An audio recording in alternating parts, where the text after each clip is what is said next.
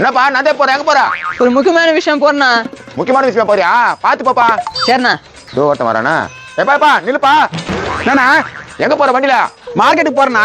மார்க்கெட்டுக்கு போறியா பாத்து போ நிறைய ஆக்சிடென்ட் ஆகுதான் சரிண்ணா பார்த்து போறேண்ணா. ஏன்பா அவங்க பாட்டுன்னு போயினுக்குறாங்க, போறவங்களா ஏன் எங்க போறேன்னு கேட்டுக்கிறா? நான் எங்க போறேன்னு கேட்டா அவனுக்கு நல்ல தானே நடக்கும் என்ன மாப்பிள என்ன பண்ண உங்க அப்பா கத்திங்க காட்டுறா? வந்துச்சு போய் யானை முடிஞ்சு இல்லடா போறவங்க வர கட்டினா எங்க போறேன்னு கேட்டு கிடக்குதா? யோ போகும்போது எங்க போறேன்னு கேட்டா விளங்குமாயா? நல்ல தானே நடக்கும் எப்பா நீ எங்க போறேன்னு கேட்டதுல ஒரு ஆள் வராருப்பா. யாரு இது